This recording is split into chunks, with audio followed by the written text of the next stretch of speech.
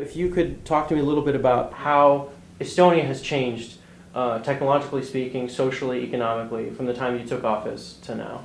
I mean, leaving aside that we went through a very severe economic crisis, which I guess, we're still feeling some of the aftershocks of that, though I'd say we're doing rather well. I don't know, 2007, 2008, we rolled out digital prescriptions. I don't know if you know, in the United States, 5,000 people die a year because of doctors' bad handwriting. So it's very simple. I mean, it's all, when you go to the doctor, he writes the prescription into the computer, and then you go to any pharmacy in the country and you stick in your ID card and put in your code, so you identify yourself and you get your prescription. In the beginning, it was everyone, oh, this is terrible, it's not working. And so there were some glitches, but within 4 or 5 months, all prescriptions were online. I mean, no one wanted paper prescriptions anymore. I mean, if you offer a service that is incredibly reasonable and rational, people will use it. Secondary fact is that is possible precisely because we have a universal ID. That the service would not have been built out unless everyone knew that, that everyone could use it. This does not eliminate paper prescriptions. I mean, if you really want one, you can have one, but no one does. And also because it's much easier to renew, right? You don't have to go see the doctor again. You can call them up and say, look, I ran out of whatever, and he'll just say, okay, and he'll type it in, and then you can go to the pharmacy.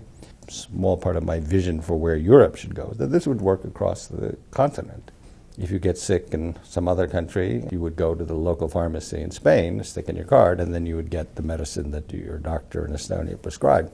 And that is very, very slow going, because again, it's where the stumbling blocks are not technological. It's not there yet, but at least between two countries, Estonia and Finland, we will have this in operation. It will be the first time this kind of service would operate across borders. But it's complicated because, you have different countries, different governments subsidize different drugs to different degrees, so you have to balance all that out so people don't start going cross-border for arbitrage and all those things. The other side of what we're doing with Finland is that our system, X-Road, distributed data exchange layer, a sort of enterprise service bus, using more or less blockchain technology for certain things, like medical records. It's also open source, non-proprietary software, which we developed initially, and Finland and Estonia are now working together on version 7. We will implement version 7, we hope, next year.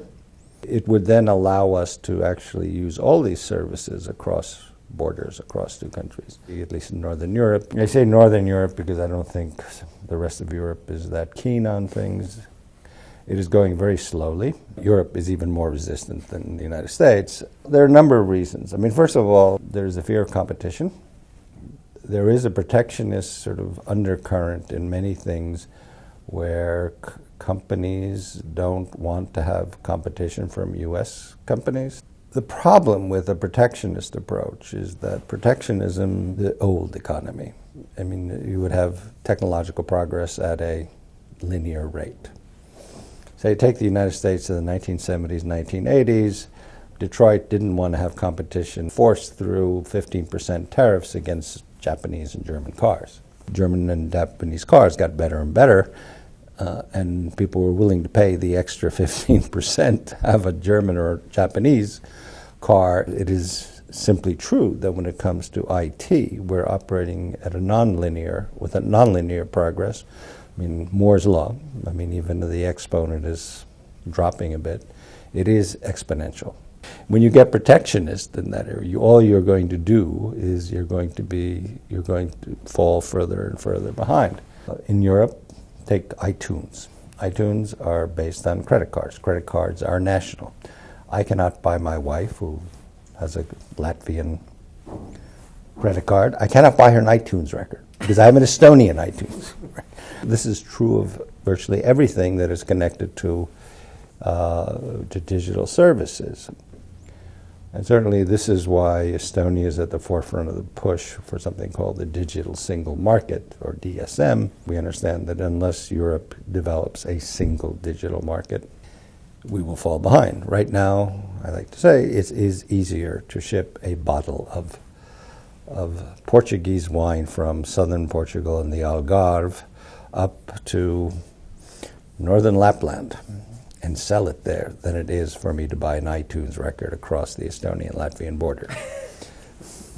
Which is unfortunately true. I mean, this mindset in Northern Europe, there is less of that protectionist attitude. There is a greater willingness to move ahead in tech. And south of Denmark, basically you have the Netherlands that really gets it. The Netherlands is very, very good on these things. UK gets it.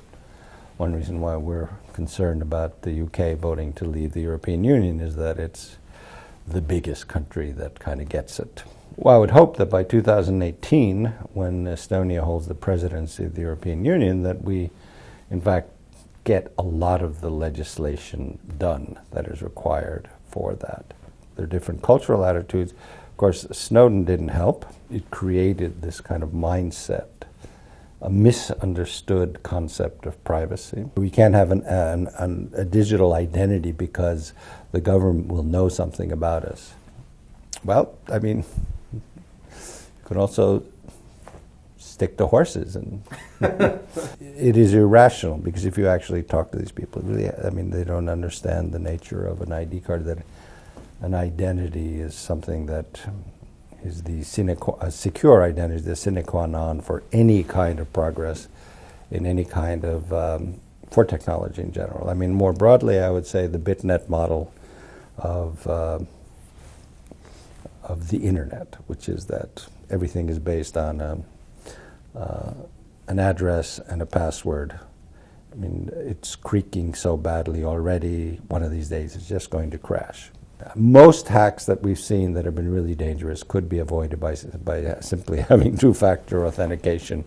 I find it unconscionable that, in fact, data are stored in an unencrypted form, as apparently was in the case of the OPM hack. That worked for 1,000 people, 3,000 people, I mean, across the academic world. 3 billion people online. This is no way to run anything. Very, very insecure.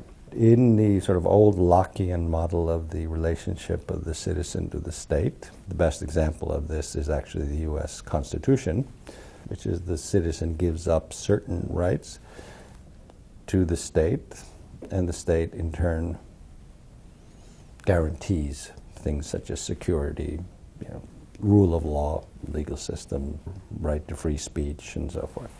And that's kind of the product of the Scottish Enlightenment of the early 18th century, and Western liberal democracy is based on that understanding. New role in this age is the state is the guarantor of your identity. What the ID gives you is you sign a legal contract. I mean, every time you transfer money with your ID, it's equivalent to signing a check, and you are you. And it's probably more secure than if you sign a check, because it's no one can forge your signature. That is completely different from having a password. Then a little paradox about all that. Most averse to an identity are UK, Canada, United States, New Zealand, and Australia. Germany has a very strong one. Yet at the same time, I don't understand how they can continue without having actually a solidly guaranteed identity. So I'm an e-resident. I became an e-resident last year. As somebody who's not an entrepreneur, who doesn't need to start a startup in Estonia tomorrow, I got it sort of as an exercise, but I really don't quite know what to do with it. One thing you can do, I mean, this is an interesting case also because of the objection. You can, in fact, send very encrypted emails to other people who have that.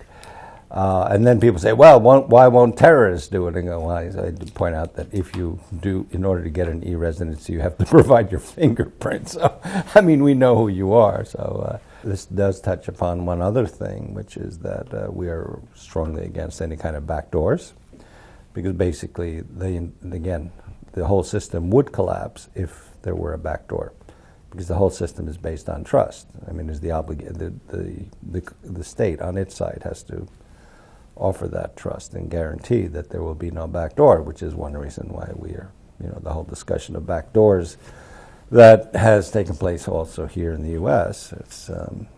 is that, I mean, soon as you allow for back doors, then the trust disappears, and then, of course, the system itself. It's questionable.